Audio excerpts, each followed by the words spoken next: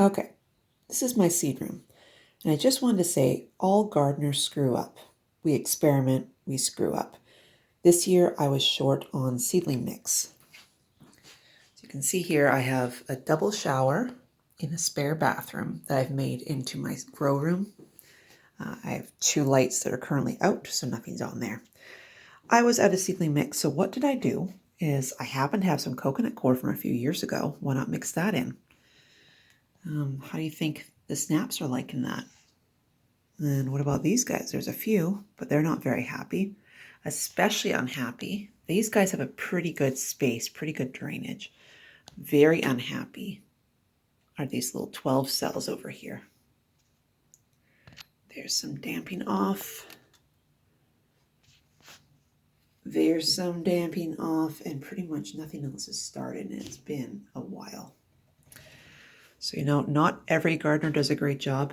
The thing that is liking the coconut coir is down here. I have a bunch of alyssum. They're super pumped about this coconut coir and the extra moisture it provides. There's like 1 or 2 that have damped off, but for the most part, they're quite happy. These guys up here got peat mix that was topped with vermiculite, and they're quite happy. And I'm pumped I have so many lupin to start with this year because I need quite a few for a project I'll be showing you. Down here, this was all the last of my seedling mix, and you can see how happy they're doing. They definitely need to be put out. I may have forgotten. I can see this area. When you stand up, I can see that area. But I didn't realize how tall these guys had gotten, so I guess somebody has to go outside now. Down here is more coconut coir. You can tell they're not exactly happy. I have a few going, but I'll be repotting this, not using coconut coir. Down here, seedling mix. These are the red robins. You can tell they are quite happy, and I use just normal potting mix for them. These guys only get 12 inches tall, and they produce like crazy. So yeah, let's pause here, and I'll show you the real disaster. Turn my fan back on.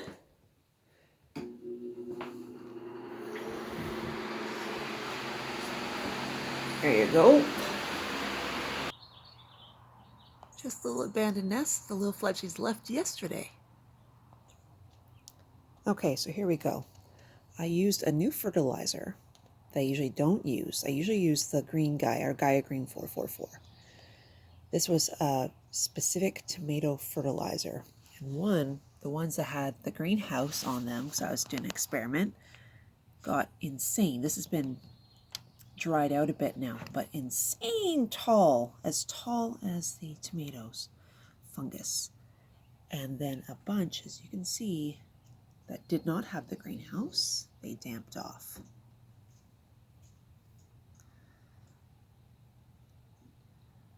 So this is with the coconut coir, which gave way too much moisture. So I'm going to bring these guys inside. I'm going to scoop the little babies up and pot them into proper potting mix without coconut coir. All right, let's make our coffees and let's do this. Okay, got our coffees. Let's go. So what happened? Why did my tomatoes turn so fuzzy in those pots I had? One, yes, it was from having way too much moisture retention in the soil using the coconut coir. In the future, I'll use that for mulch only. 2, the red robins you just saw that look so amazing in my potting thing, they've been fertilized with this. So about every 2 weeks, I've given them a very light dosing of this, and it's a liquid-based fertilizer. So when I was out shopping, I saw their granular version, and I'm like, well, I've never used a granular food before, but it's the same stuff, so I'll give it a shot. And I mixed it in the top of the soil, and turns out that is not what you should be doing. I guess you're supposed to be putting it further down and only in the bottom of the potting hole when the plants are getting potted up. And of course, these guys were supposed to be going for sale. They're not going for sale anymore. So that didn't work out too well. What I typically use in the bottom of a potting hole is Gaia Green 444. I have always used Gaia Green 444. It's made with all natural things, such as, which the vegans will not like, so just a warning. So we have feather meal, bone meal, blood meal, fish bone meal, insect frass, oyster shell. Yeah, so that's all the living base things. But then you also have rock salt, or sorry, natural rock phosphate in there, glacier rock dust, which is very important.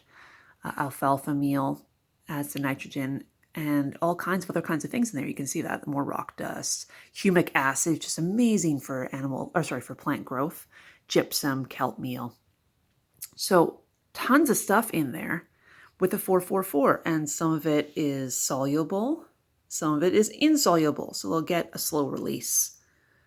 So that in mind, I'm going to pluck the tomatoes that got fuzzy. The ones that were in the greenhouse, I'm just going to chuck because they're probably real bad. The ones that hadn't been fuzzy yet and just had a little bit on their top of their soil, I'm going to pluck them and I'm going to put them into, well, not even focused, put them into proper potting mix. This is just all-purpose. All-purpose. It's a peat base with perlite, and I've added extra perlite in here for extra drainage, which I should have done for the last batch too, but you know, I was working a lot, I wasn't paying attention. So that's what we're doing today. Okay, so let's get ready. Get your coffees, get your pots. We are ready right here. An interesting little experiment I'm doing, and we're talking about experiments. I started using Keurig cups, and I was talking to some people and they're saying it's higher nitrogen, so you can't really plant anything in there because then it will get green growth only. And I was like, well, that sounds perfect for lettuce. So when these cool down, when I get a tray of them, I'm going to be planting lettuce seed in there or other greens that I need that are just going to be doing green growth only. So feel free to experiment with me. Okay, let's fill these up. Okay, I am not affiliated with Miracle Grow. I don't use their products. However, Dollarama brought this Skookum little sprayer. And look at this. It comes with batteries.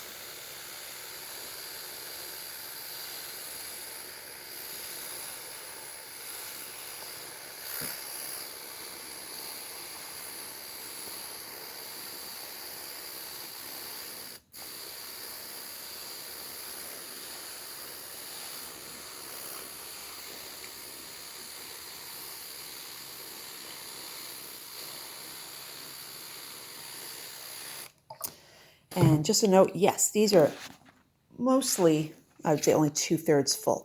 Why they are 2/3 full? This is called a dibbler, by the way.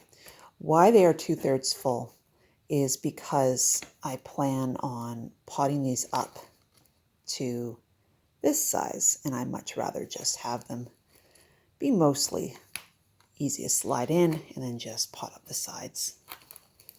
Make it a little easier on myself. So I'm making a deep hole here just so I can easily slide in the root system without stressing them that much. But tomatoes are pretty easy. A few of these, like this one, I wish I had more soil in, but it'll be okay because they are itty bitty. So I'm going to pause. I'm going to put you on a camera mount so you can see what I'm doing. Okay. So we got that going on.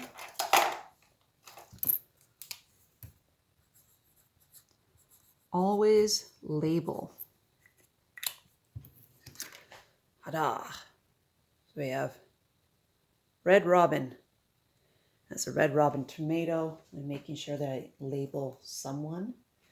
And I have this little tool right here.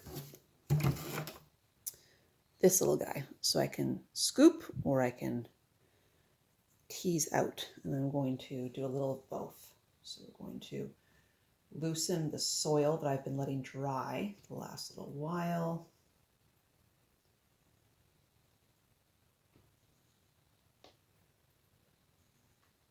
And I kind of want to dip that. No, the fungus is only growing because it has the excess of nutrients. I'll just do like, do you guys ever do for when you're cleaning dog poop with a shovel or with your garden trowel, then you go find a molehill and just do a little wet wash in there to clean off the garden trowel of dog poop? I'm just going to do that in the cleaner soil here. Scrape it back and then dog trowel it. Okay, so I'm going to pick up this guy. Whoops. There we go. So you always want to pick up by the greenery and not by the stem because the stem is very delicate. And I'm just going to pop it right back in there. And then it gets the nice potting soil. There you go, little guy. You're done. Next, got a sunflower there from the birdies. These were outside right below my bird feeders for a while, so I might get some sunflowers growing out. One of the nice parts about having the excess moisture is extra seedlings started that I thought hadn't germinated. So there you go. Of the damped off ones, I have some replacements, so that's good.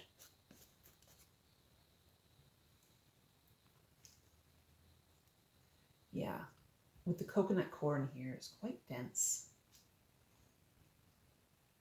You can see why they weren't thriving. I was wondering about that. Oops, come here.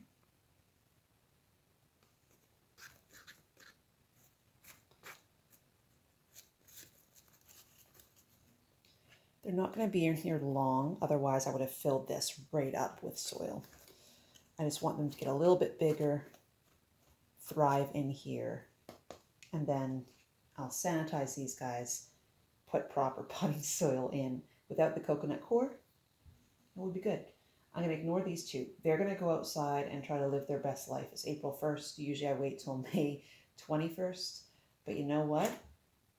They are supposed to be early season because they can deal better with the cool weather. I'm going to scrape the surface off once I'm done with this. Scrape the surface off, get off that fertilizer, and put them outside and just water them occasionally because with that extra moisture they should be okay. See here, you can kind of see there's a bit of gray. I don't know how easy that is.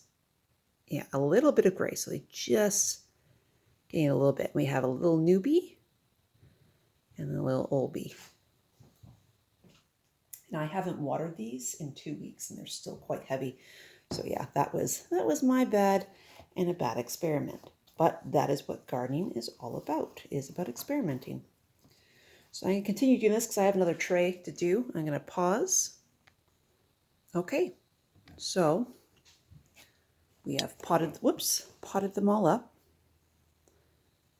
This row got nothing. This was just extra space. Lastly, which feels very counterintuitive to myself right now, I am going to, come on. Okay, feels very counterintuitive, but I'm going to water them in. I'm not going to do a lot.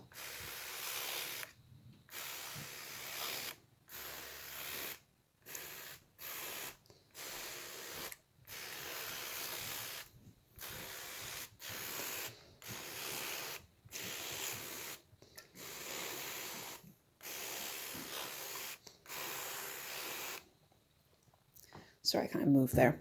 So since I have 3 little teeny tiny seedlings, I might as well get the full set. So I'm going to plant 3 more seeds here and put these 3 on the germination mat. And once they spring up, I'll add them to this kit. And then we have these little guys. And hopefully they're ready to go for Mother's Day because that's when I planned on selling them. Oh well. I'm also having to start all the rest of my own tomatoes today because this month has been very busy. So the good thing about having the less developed tomatoes when it comes time to planting May long weekend, which is when most people do it, most chances of frost are gone. The good thing is that they're not overdeveloped. And since they're not overdeveloped, they react a lot better to having a brand new environment. This guy and this guy right here, the root snapped right off, but we know that tomatoes are weeds, and you could pinch off a whatchamacallit and plant them in soil and they will root. So I thought, why not give it a shot? But yeah, everybody here's done except for these 3, and we're good. Have a good day, guys. Hope you enjoyed your coffee. Bye.